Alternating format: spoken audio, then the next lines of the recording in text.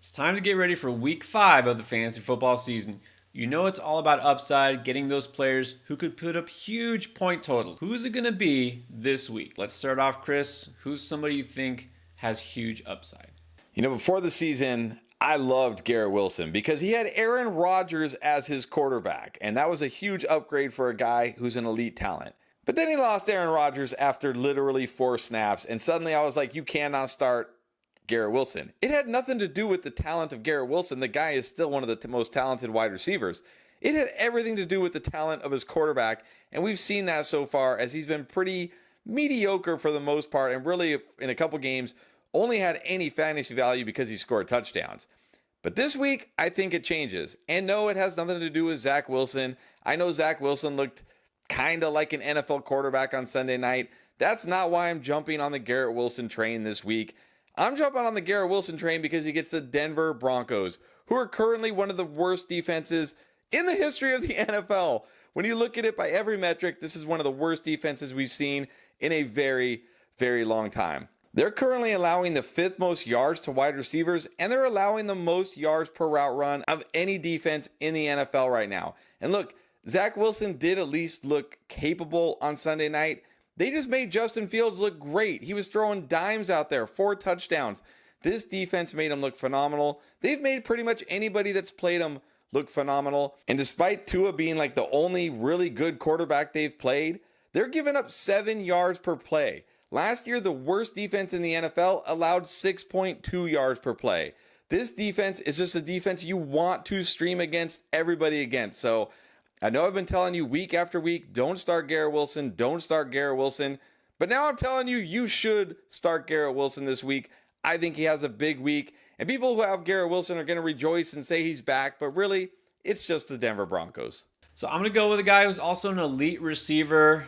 Has been down the last couple of weeks. I think he comes back big, despite the fact he's going against a really good defense. So let me explain. Calvin Ridley, we know after week 1, looked like he was going to be a league winner. Last couple of weeks, not so much. But I'm still encouraged by the fact that the target share is there. And you know what? Last week was the first time out of 4 games that he didn't get at least 7 targets in a game. Calvin Ridley is still going to be the top guy there, or at least sharing with Christian Kirk. The targets are there. This offense, I think, is going to come around. They're still in London. They've been there since last week. They're going to face Buffalo, who's traveling over there. Buffalo coming off a huge win where they pretty much stomped the Dolphins, all right? Could be a letdown for them, but it also could be a letdown for their defense specifically because they're without Tre'Davious White, their top cornerback, who is unfortunately out for the season with an Achilles injury. That's the guy who's going to give Ridley a hard time. Not there anymore, so Calvin Ridley will have an easier time. I think this is a time where also the game script is more favorable. Like I mentioned, they really didn't need to pass the ball against Atlanta. Well, I think they're going to need to against Buffalo. I think Jags' offense will come to life a little bit. So Calvin Ridley, I feel like he finally breaks through. Those targets will turn into catches, will turn into big yards. So I'm going to go with Ridley to have a big week. All right, who else might have a big game in store? It's kind of funny to me that the Detroit Lions drafted like this year's DeAndre Swift with the 12th pick and then traded the real DeAndre Swift to the Eagles. And now DeAndre Swift is looking great, and the new DeAndre Swift is looking like the old DeAndre Swift. But regardless, it doesn't matter for fantasy because the real DeAndre Swift is in Philadelphia, and he looks fantastic. Not only is he running great, but this offensive line is just an absolute juggernaut.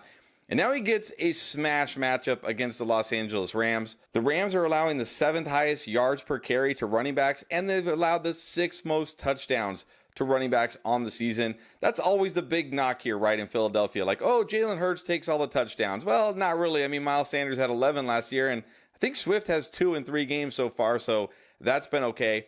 I think he finds the end zone again this week. But what you really got to love about this matchup is how this offensive line and this running scheme matches up against the Rams defense. Because the Rams defense is allowing the 4th highest yards per carry against zone blocking concepts. And 93% of DeAndre Swift's runs have come on zone blocking concepts. This is basically like the elite offensive line in a zone run blocking concept going against a bottom defense against zone running. This is a smash spot for DeAndre Swift. He's already been great. He looks like he could be an absolute league winner this year based on where you drafted him.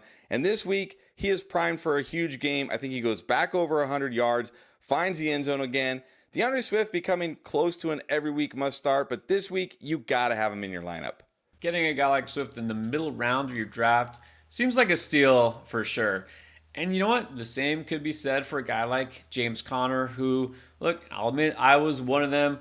Just kind of forgot about, wasn't that interested because I really thought Arizona was going to be a bottom dweller. Maybe they're not going to be a playoff team, but for fantasy, they've actually been supporting some players, including Josh Dobbs, who would have thought, and James Conner has been solid pretty much every week.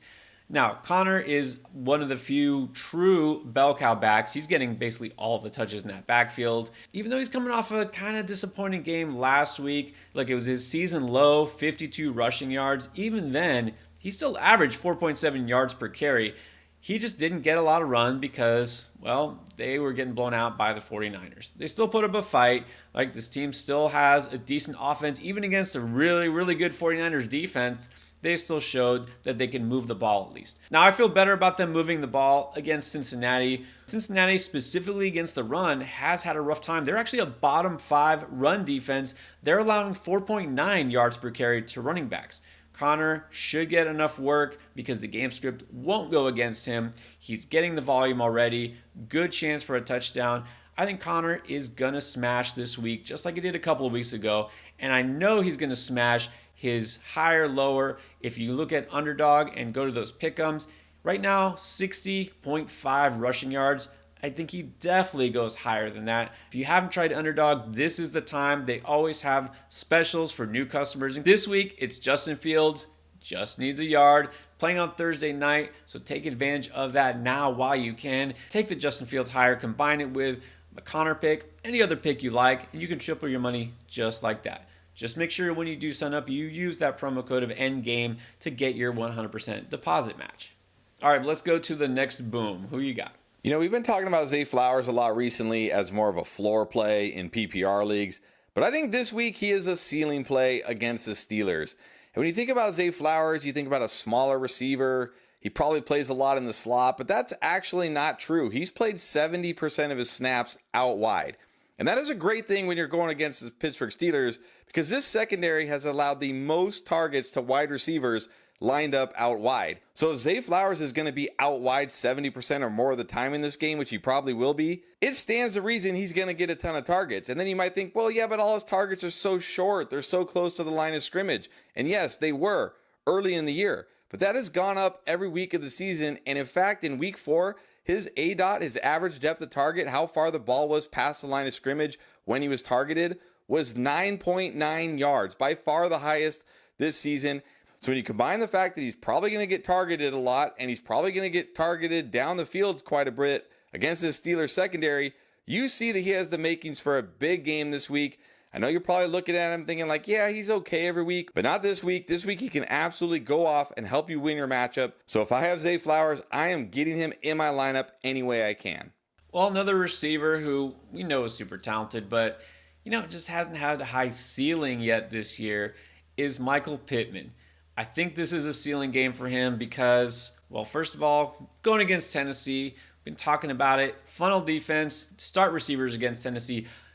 Each of their 4 games, there's only once that they haven't allowed a 100-yard receiver, and that was last week against Cincinnati. We already talked about those issues, Joe Burrow, that offense, but every other week you've had a receiver kind of go off against them. I think it's Pittman this week because, of course, just the way that defense operates, but also Michael Pittman is one of the leaders among all receivers in terms of target share. And that target share could get bigger because Alec Pierce, who is another guy who's starting, and he's out there for pretty much all the snaps on offense, he left the game with concussion, might miss this week. The Colts are thin at receiver. That's not a position where they have a lot of guys that they can just plug and play. They're going to depend on Pittman a lot more. I think we see Pittman get a ton of targets. He's going to do a lot with them. Tennessee is a team that's so up and down, but they do play worse on the road, which is where they're going to be this week. So Pittman has had a couple of nice games, but I think this is a game where he really, really steps up. Anthony Richardson is looking more comfortable at quarterback. I think this could be his best passing game as a pro. All right, let's go for another boom. Who you have in mind? Yeah, I always hesitate to suggest that you play or start Sam Howell because he's so Jekyll and Hyde, right? It's like one week you're like, hey, this guy might be the answer. And then the next week you're like, how is this guy even on an NFL football team and starting? But he looked good last week against the Eagles. Maybe he can make it 2 weeks in a row this week because he gets the Chicago Bears, who are terrible on defense. Just gave up 3 touchdowns to Russell Wilson, and Russell Wilson completed 75% of his passes. Now, I'm not going to say Sam Howell is as good as Russell Wilson, not even probably as good as this version of Russell Wilson, but he has had 2 games with at least 290 yards. Maybe this is the week where he hits 300, and he's got weapons, right? He's got Terry McLaurin. Jahan Dotson kind of got involved last week. Curtis Samuel. And in this matchup, it just seems like it begs you to stream him. So I'm not going to say, like I did last week with Russell Wilson, that Sam Howell is going to be a top 10 quarterback this week. But I think he could be at least a top 15 quarterback. And for Sam Howell, that's pretty much a boom. So if you're in a deeper league and you're desperate at quarterback, look at Sam Howell. I think he comes through with a big game. We know that the secret to streaming and finding good matchups, players with upside that maybe you're not sure about, it's about the matchup, right? Find defenses to exploit. You started off talking about going against that Denver defense. The only defense that has allowed more rushing yards than Denver is the Steelers, which is kind of surprising. Look, this team also, no punch on offense. Game script is always going to be in the favor of the opponent when the Steelers can't move the ball, can't score. And so I think this week the Ravens are going to take advantage, and that means Gus Edwards has a big game. Gus Edwards is the RB1 there, and sort of by default, yeah, because everyone else is hurt. But look, Justice Hill played last week. Melvin Gordon played last week, but they only got 3 carries each. Gus Edwards led the way with 15.